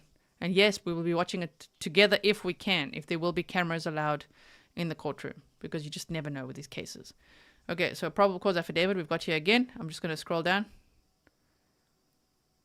Sorry, hope I don't make you dizzy there. As you can see, I've put all these together for you. They said here as well, by the way, the state's response to the defense's emergency motion to modify the safekeeping order. Now comes the state of Indiana by prosecuting attorney Nicholas C. McClelland and respectfully filed its response to the defendant's emergency motion to modify a safekeeping order and would ask the court to consider the following. And we saw how the defense was like, shame, he's like a prisoner of war, he's deteriorating and he's eating paper and all that. But here they say, the said request was granted and the defendant was ordered to the safekeeping of the Indiana Department of Corrections. The defendant is currently incarcerated at the Westville Correctional Facility, where he is housed in the segregation unit for his protection. That the defendant is being seen on a regular basis by medical personnel and mental health providers. That the defendant is being treated the same as other detainees at the facility. In fact, he has more amenities than other convicted inmates in that unit. So they must be upset because he's getting luxury treatment according to this. That the allegations in the defendant's motion, while colorful and dramatic, are not entirely correct. That the state had a meeting with the warden of Westville Correctional Facility, John Gallipo. I don't know how to say his name. You guys might say it differently in America too, compared to what it actually is. I think it's French-ish, but John G. on April 6th, 2023, and the allegations in the motion by the defense are false, as evidenced by the attached affidavit, marked as State's Exhibit 1, that the defendant is afforded the same amount of rec time as other inmates and has been using that rec time to exercise. That it's true that the defense dropped off paperwork for the defendant to review, and the facility did hang on to the paperwork until they heard from the defense attorneys as to how the paperwork should be handled, preferably not eaten. That representatives from the facility attempted to contact the defense counsel for several days in a row to determine if the paperwork should be given to the defendant in his cell or the defendant should be brought to a different location to review the paperwork. That the defendant is isolated for his protection and would be isolated if he were moved to another facility, so they can't complain about that. That the state, through investigators, had made contact with the Cass County Sheriff and he would state the following. He's willing to house the defendant in the Cass County Jail. At first, he was reluctant. Okay, he's like, if I have to take him, I will. That the defendant is moved to the Cass County Jail. He will be housed in the segregated unit in a 7x12 cell with a roll mat and 2 bunks. That the defendant is likely to be on suicide watch, which means he will not be allowed face-to-face visits or any rec time. That he will be confined to his cell at all times. That if he's not on suicide watch, he will only have video visits and limited rec time. That the defendant will have the same amenities as he has now in the Department of Corrections. That the Cass County Jail does not have a mental health team to address any... So he's going to get a downgrade. If he's moving, that's what they're trying to say. Fine, we'll take him, but he's going to be in his cell. No more rec time, no more exercise, no more mental health professionals running around after him. Okay. So I think they're trying to discourage him from going there. They say the Cass County Jail does not have a mental health team. The Cass County Sheriff's Department is not willing to transport the defendant for trial or other hearings. Listen, bro, if you're going to come here, we're not transporting you either, okay? That the Carroll County Sheriff's Department does not have the manpower to transport the defendant, that the Carroll County Jail does not have mental health counselors or counseling, whereas the Department of Corrections has those resources available for the well-being of the defendant. That the state believes that the current status of the defendant's mental health is due to the status of the case, not due to the location of his incarceration. That the photo, here we go, taken by the defense was taken immediately after the defendant returned from his rec time. The shirt he's wearing in the photo is the same shirt that he wears to rec time each time he goes. He had clean shirts in his cell at the time of the photo, but the defense chose to photograph him in this dirty shirt in order to curry sympathy in the public eye for the defendant. So there you have it. It's like Amber Heard, dirty carpet. They're like, okay, now make sure you do your hands like this. Look very upset. Focus. Time to pose for that photo. Well, very dramatic, huh? That the defendant has lost weight since he's been incarcerated, and here's a good one, but he has been evaluated and examined by medical personnel at the facility, and his BMI, body mass index, is on target. I love how they say that. It's on target for a man his age at his weight, and medical staff classify him as very healthy. That the facility that the defendant is placed in is not casually referred to as death row, that the defendant is in no way being treated less fairly than anyone else in that facility. He certainly is not being treated less fairly than a convicted person in that facility. That the colorful, dramatic language used by the defense was an attempt to curry public favor for their client and try this matter in the public instead of in the courtroom. That many of the statements in the defendant's motion violate the gag order put in place by the court, that the state has no opinion on where the defendant should be housed awaiting trial, but the state does take offense to the irresponsible allegations of the defense in their motion, that the state has no objection to the defendant being moved to a facility within the Department of Corrections that is better suited to address his mental needs, that the defendant's current placement at Westville Correctional Facility is not a violation of his civil liberties. Summer Butterfly, welcome to membership. I hope that you will check out the previous. We just did a members only stream yesterday, I think it was. On Friday? I think it was on Friday night. Check that out if you missed it. There's a whole members only playlist for you. So Ray says, I live in Indiana. No one goes to watch fish in February. The fish slow down and kind of hibernate in the winter. Interesting. Also, remember that Ricky used to be a smoker and a drinker, and he's not drinking in prison clearly. So maybe that's also why he's just dropping weight. He's on diet, you guys. He's eating paper.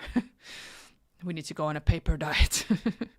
Oh, man. So that the defendant's current placement at the Westville Correctional Facility is not a violation of his civil liberties, that the Carroll County Sheriff's Department declined the request of defense to move the defendant because the Carroll County Sheriff's Department does not have the manpower to transport the defendant, that the Department of Corrections is more equipped to transport the defendant back and forth to court dates in order to keep the defendant safe and ensure that he makes it to all future hearings, that the state has been made aware that the defendant is being evaluated at 10 a.m. on April 14, 2023 to assess his mental health needs. And we saw that he doesn't need any involuntary medication or anything like that.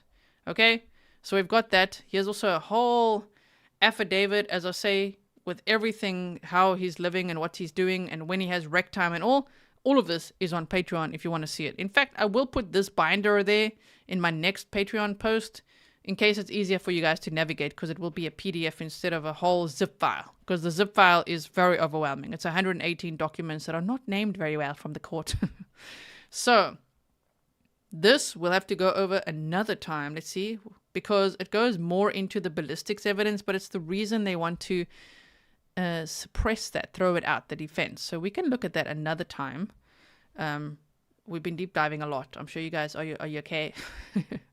Oh, good. I just want to go to the letter is what I want to look at today from this dude. Another child M. Oh, no. So here they say, you are hereby commanded to summon Robert P. Baston to appear for a hearing on Thursday, June 15th. Do you guys think he appeared? This guy chickened out. He's writing letters and saying, yes, Richard Allen is being abused. He's being abused in this prison. He should be in jail, but the Westville Correctional Facility is being abused here, they say. He says. But then when they're like, okay, come to the hearing, tell us all about it. He's like, no, I'm good. I'll just stay here. I'm good. So there's that. Let's continue on. We're almost there. So Wildfire says, I love documents. Yeah, me too. This is the letter that Richard Allen wrote. And this is where John Kelly, criminal profiler, pointed out that nowhere in this letter does he say, I'm innocent. He is not like, please help me, I'm innocent. He's just like, in the cause listed above, I, Richard M. Allen, hereby throw myself at the mercy of the court. I'm begging to be provided with legal assistance in a public defender or whatever help is available. At my initial hearing on October 28th, 2022, I asked to find representation for myself, and we've read through this before, so I'm not going to read it all now again, but like, that was a dramatic little letter. So go check. You can literally see on the playlist, Richard Allen letter. We've gone through it, okay? Lisbeth said that they first... What? Did they question his wife at the time he was first suspected about what he was wearing that day? I don't know. I don't know if they spoke to his wife in 2017. They spoke to her in 2022, though. Yes, so here's the little envelope. Now, Exhibit A. Let's quickly go here. I just want to get to that letter, man. Here we go. This is Baston's letter, another inmate. Look how it says copy. I'm saying it because on the envelope it says legal letter as well. So I don't know why it's... But dear clerk of courts, April 28th, 2023. I am an inmate at Westville Correctional Facility in the same unit that Richard Allen is being housed in awaiting trial. Richard Allen is being abused and mistreated along with other inmates in Westville Control Unit, restrictive housing. There are corrupt officers and ranking officers calling Richard Allen a kid killer, teasing him that he has a visit from his family. The phone is ringing on his GTL tablet. Again, it sounds like first world problems to me, but okay. Inmates in cells A1, 102, Logan Osborne, A2, 207, inmate Riley, inmate cell number A2, 204, and A2, 205, threatening to kill Richard Allen and telling him to kill himself. And these inmates have made these comments in front of Warden John G., as I say, Gallipow, ranking officers and officers. The staff has recorded on camera these inmates making these threats and suggestions to kill himself and has done nothing to stop it. Like, hello, welcome to jail, bro. We know he's innocent until proven guilty, but what the charges that you're in there for? I don't know. It's obvious that you're gonna hear people saying that. Am I right? So yeah, and Phantom says, and how much was you paid? Yeah, how much commissary did you get? You got earbuds that week or what? I have proof and evidence of assaults by ranking officers and officers on inmates, abuse and mistreatment in grievance and the Governor's Office of Ombudsman Bureau that have been mishandled and covered up because the Indiana Department of Corrections is allowed to police itself with their Office of Investigation and Intelligence. I recently sent letters to the U.S. Department of Justice from Indiana State Representatives Dr. Vernon G. Smith and from the U.S. Senate Judiciary Committee concerning the DOJ and FBI mishandling complaints on the Indiana Department of Corrections and their facilities. On March 21st, 2023, while in the same unit as Richard Allen, I attempted suicide and spent 3 days in... did Letitia write this? Because it's starting to sound like it. Anyway, I spent 3 days in the hospital due to staff and officer abuse and mistreatment. On April 9th, 2022, I attempted suicide and spent 4 days in hospital intensive care unit. The IDOG, or their mental health provider, has provided me no mental health help or treatment. It sounds to me like he wants the perks that Richard Allen's getting. Not? Either he wants Richard Allen to lose his perks, or he wants the same perks as he's getting. I correspond with a New York Times investigative reporter and her team at the University School of Law and have made them aware of the assaults, abuse, and mistreatment going on here at Westville Correctional Facility and other IDAC facilities. Please forward this letter to the judge in Richard Allen's case. Do you see why? I'm telling you, it sounds like Letitia to me. She's like, "Dear Judge, I am an upstanding citizen and the treatment here has been horrendous." So anyway, so he says, "Please forward this letter to the judge in Richard Allen's case and to his attorneys because I have wrote to the organizations mentioned to expose the assaults, abuse, and mistreatment. Respectfully submitted and sincerely, Robert P. Baston, inmate number, Westville Correctional Facility, address and all. P.S. because there's always a P.S. Richard Allen's attorneys just exposed the abuse and mistreatment in the news media and filed an emergency petition in the court." Yes, we saw that. I'm not too pained. Like, "Sir, you are in prison." And if we look here, I got to make this a little bigger. Look at the envelope. Robert P. Baston, Carroll County Clerk of Courts, filed then. Is there anything on top here? Wait, that I'm missing? Oh, that's good. But in the corner, it's like legal mail. I don't know. Legal mail. I think he's using the apostrophes like Joey and Friends. Like, "I'm sorry, legal mail." I don't know if that was needed there, but okay. So there's that. Here we've seen Exhibit B, Chihuahua. Got Chihuahua time. What's that all about? Animal hairs or what? In his lavender shirt. It's a nice shirt, actually. But anyway, we're not looking at that. Chihuahua time. So that's that exhibit. And let me see what else we've got. I think, yeah, here's the motion in Lamine regarding ballistics. So basically, his attorneys have filed a motion to just throw out all the ballistics evidence, saying it's not accurate because of the markings. You know, they're saying it's basically junk science. They want that thrown out. But that's pretty much the strongest evidence they have so far. But I would argue they're going to find a lot more on those phones and hard drives, in my opinion. I think that's pretty much everything I want to show you. Let me quickly look. Oh, yeah. We get a close-up here of poor little Dickie. Richard Allen. Shame, guys. Yes. Perennial says, "Could you be eating any more paper?" I mean, they're like, make sure, I don't know, just the way all of this, it actually looks very dramatic now. Oh, no. It stirred up some empathy. A little bit, hey? It's like, okay, hold one here. Dramatic hand upward. Stare to the side. Make sure you miss something on your shirt at rec time. Okay. BMI is excellent. So yeah, we got that. I just want to see, what else do we have here? I think that's literally it. Let's see. Yeah, that's it. We made it. So, I hope that you enjoyed that little deep dive. So, yes. Ember says, "Hi G, how in the world did I become a subscriber? Did I miss something?" I don't know, you're not subscribed. Make sure you are subscribed. Hit the bell.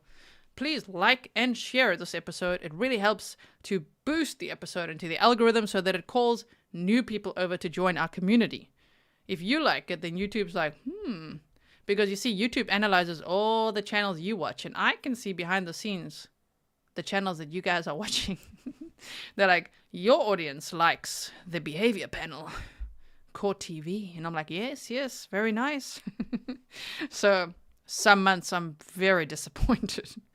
Other months are excellent. So if you like and share, generally you'd recommend this video to whoever else is watching whatever else. So thank you so much for doing that. So I hope that you learned something today, something new. That's the summary of the snippets I found in the 118 unsealed documents. It's quite odd that they were like, everything must remain sealed, just like the probable cause affidavit, and then they released that, but now they're like, no, it's all sealed. But not sealed. It wasn't officially sealed. It was just not publicly released. It was in that gray area. And then the Murder Sheet podcast literally filed a motion to make those documents public because they're supposed to be public. They say that's the public's right. And so they filed a motion and the court responded to it. So that's pretty cool as well. You know, they're a podcast, the Murder Sheet podcast. They filed the motion. And I mean, I think one of the hosts is a lawyer and they are journalists. Filed the motion, court responded. Francis C. Gold, literally initial C. Gold, Francis Gold, judge, okay? she was like, okay, let's release it. So it was all released, all in one go, about 3 days ago. So I'm Naughty Pain says, thank you, Grizzly, for giving us facts. I want to check one more thing before I go, which was, I think I missed some stickers or something in the beginning because I wasn't yet here. I was getting ready. So just give me 1 second. I want to make sure that I say thank you to those people. Let's say what you guys say. Yes, I learned that Delphi is a town. Really?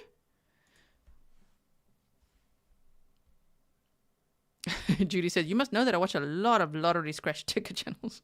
I did not know that. Okay, so let me just quickly see here. Quickly, one second here.